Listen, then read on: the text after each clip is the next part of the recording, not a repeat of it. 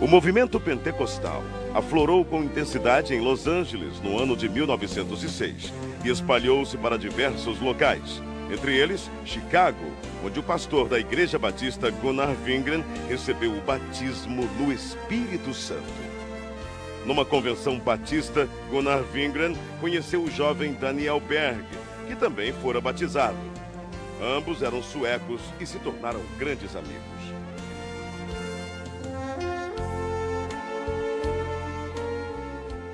Mais tarde, em South Bend, durante uma reunião de oração, Gunnar Wingren relata aos presentes o que Deus lhes havia revelado. Brothers, the Lord has shown us that we must go to South America, to a place in Brazil called Pará. Neste porto, em 19 de novembro de 1910, o pastor Gunnar Wingren e o irmão Daniel Berg desembarcaram em terras brasileiras, como nos conta o presbítero Pedro Silva. Conforme a história dos antepassados, porque eu não assisti, que ainda não era nascido nesta época. Mas meus pais foram os primeiros crentes da Assembleia de Deus no Brasil. E eles conversavam em casa, contavam tudo direitinho. O navio atracou na escadinha, no cais do porto, e eles saíram do navio com as suas maletas na mão, e sem destino, porque não conhecia nada, e tampouco não conhecia a língua. Saíram em direção da Avenida Presidente Vargas. Ao chegar na Praça da República, sentaram em uns bancos de mármore que tinha lá naquela época, e ali ficaram pensando e orando em espírito para Deus enviá-lo o que eles poderiam fazer. Sem rumo, sem economias, numa terra de um povo completamente desconhecido. Esta era a situação de nossos missionários. O futuro era uma incógnita. A única coisa de que tinham certeza era que o Espírito Santo de Deus estava com eles.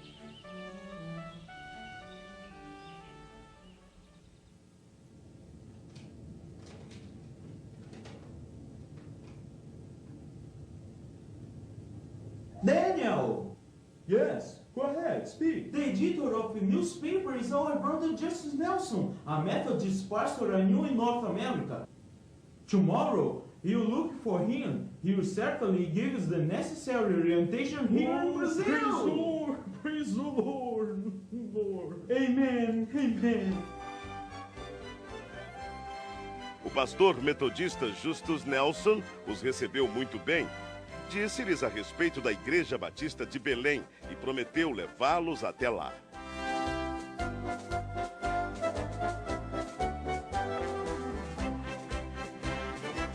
Na pequena Igreja Batista, os missionários conhecem o irmão Raimundo Nobre, líder do trabalho batista no Pará, que ofereceu-lhes abrigo nas dependências da igreja.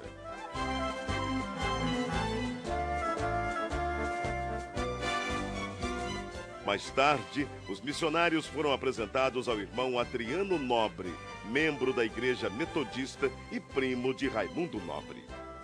A convite do irmão Adriano Nobre, Berg e Wingren navegam pelo rio Tajaburu até chegarem ao local chamado Boca do Ipixuna, onde ficava a casa do irmão Adriano. Ali permaneceram por algum tempo, aprendendo a língua e os costumes do país em que passariam um bom tempo de suas vidas.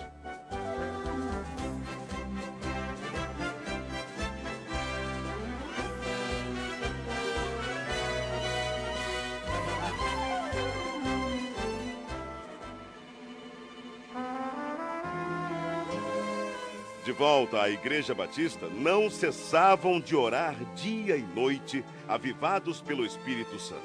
Isto causou inquietação em alguns membros, que os censuraram e os chamavam de fanáticos. Mesmo assim, os dois não se abalaram e continuaram orando e testificando sobre o batismo no Espírito Santo. Em 2 de junho de 1911, o Senhor batizou a primeira brasileira a crer nas promessas de Atos 2:39. Irmã Celina Albuquerque estava orando em sua casa quando começou a falar em línguas estranhas pelo poder do Espírito. Irmãos, o que tem acontecido aqui, o que tem acontecido conosco, é maravilhoso. não podemos deixar de falar de coisas tão maravilhosas, do cumprimento da promessa que nos foi garantida pela palavra de Deus. Não podemos fechar os olhos para o derramamento do Espírito Santo. Irmãos, não podemos deixar que doutrinas estranhas invadam nossa igreja. O fato gerou uma grave polêmica na igreja. A maioria creu na doutrina do batismo no Espírito Santo. Entretanto, outros membros, liderados pelo irmão Raimundo Nobre, rechaçaram completamente a ideia e votaram a favor da exclusão dos simpatizantes ao movimento pentecostal. As 17 pessoas que saíram da Igreja Batista se reuniram na casa da irmã Celina e ali, juntamente com os missionários Daniel Berg e Gunnar Wingren, abriram um novo trabalho. Enfim, em 18 de junho de 1911, na rua Siqueira Mendes, número 67, começava a se estabelecer a primeira Assembleia de Deus no Brasil. Enquanto o pastor Gunnar Wingren pastoreava a igreja em Belém, Daniel Berg saía como colportor, vendendo Bíblias e pregando o Evangelho em diversas cidades. Eram tempos difíceis, de longas jornadas, mas Deus jamais desamparou aqueles que lutam por sua palavra.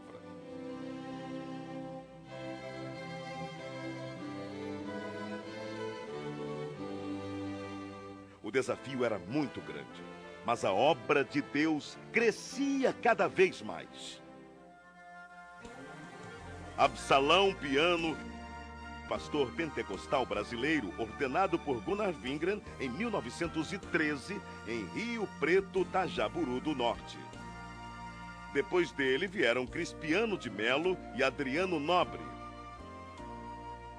Neste mesmo ano, o pastor Gunnar Wingren deu início ao trabalho missionário brasileiro, enviando para Portugal o irmão José Plácido da Costa e família. Em maio de 1913, o trabalho foi estabelecido e os portugueses passaram a conhecer a mensagem pentecostal. Mais tarde, o irmão José Matos se juntou ao trabalho. 1914. Estoura a Primeira Guerra Mundial. Em 25 de outubro deste mesmo ano, chega ao Brasil mais um missionário sueco, Otto Nelson e sua esposa Adina Nelson. No ano seguinte, foi a vez do missionário Samuel Nestran e sua esposa Lena Nestran. Alguns anos mais tarde, em 1917, foi fundado o primeiro jornal pentecostal, A Voz da Verdade. Esse jornal circulou por apenas 3 meses, mas os irmãos da Assembleia de Deus em Belém reconheceram que era necessário divulgar as bênçãos de Deus para todo o povo e, para isso, lançaram mão de um novo jornal, A Boa Semente, cujo primeiro número circulou em janeiro de 1919. Estava lançada a Boa Semente da Literatura. Em 1921, chega ao Brasil Niels Nelson, um jovem de apenas 26 anos. Impulsionado por Deus, veio somar esforços à evangelização. Nessa época surge o primeiro inário da Assembleia de Deus, o Cantor Pentecostal, com 44 hinos e 10 corinhos. No ano seguinte, foi criada em Recife a Harpa Cristã. A igreja crescia e já se espalhava por vários pontos do país com o apoio de homens de Deus como Eurico Bergsten, Bruno Skolimowski, Gustavo Nordlund, Joel Carlson, José Menezes, Niels Karstberg, Cícero Canuto de Lima, Paulo Leivas Macalão e Francisco Gonzaga, que, inspirados pelo Espírito Santo, dedicaram suas vidas desbravando os caminhos da fé, abrindo pontos de pregações em diversas regiões do país e contribuindo para que a Igreja de Deus crescesse cada vez mais. Para recordação e agradecimento a Deus pelo que Deus tem feito através de homens que em si nada eram, mas que eram cheios do fogo do Espírito Santo e que trouxeram uma mensagem poderosa. E as portas do inferno não têm podido prevalecer até o dia de hoje. Mas, graças a Deus, esta obra permanecerá maravilhosamente até o dia da vinda do Senhor. Era preciso ampliar o trabalho de evangelização por meio da palavra impressa. Para isso, em 1923, o irmão Samuel Nistran se empenhou em adquirir máquinas para a impressão do jornal Boa Semente, folhetos e livros.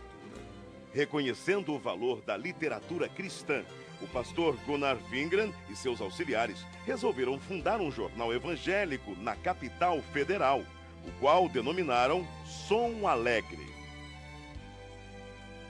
Em 1930 foi realizado em Natal, Rio Grande do Norte, a primeira Convenção Geral das Assembleias de Deus. Com pesar, a igreja se despediu do pastor José Felinto, recolhido à glória durante a convenção. Na mesma assembleia foi decidido que os trabalhos do Brasil passariam a ser dirigidos pelos obreiros nacionais, com apoio dos missionários. Também foi decidido que os jornais Boa Semente e o Som Alegre se uniriam num só, formando um novo jornal que se tornou um órgão oficial das Assembleias de Deus do Brasil, o nosso Mensageiro da Paz. Durante a ditadura de Getúlio Vargas, foi criado um órgão controlador da imprensa, o Departamento Imprensa Propaganda. E todos os jornais deveriam ser registrados. O governo exigia que somente entidades jurídicas ou pessoas físicas, com os devidos títulos de propriedade, poderiam publicar jornais. Foi então que, para atender à imposição do governo, foi criada em março de 1940 a Casa Publicadora das Assembleias de Deus. Na verdade, a CPAD era formada pela redação do Mensageiro da Paz e teve vários endereços. Iniciou na Rua Figueira de Melo, número 232, ao lado da igreja. Depois passou para a Praça Marechal Deodoro, número 338, atual Campo de São Cristóvão. Em 1946, a CPAD passou a ser propriedade da Convenção Geral. Nessa época, deu-se início a uma campanha para a aquisição de uma propriedade onde funcionaria a gráfica do Mensageiro da Paz, que até então era editada em gráfica particular. Após vários meses, finalmente era lançada a pedra fundamental, a Rua Olindo de Melo, número 581, atual São Luís Gonzaga, 1951.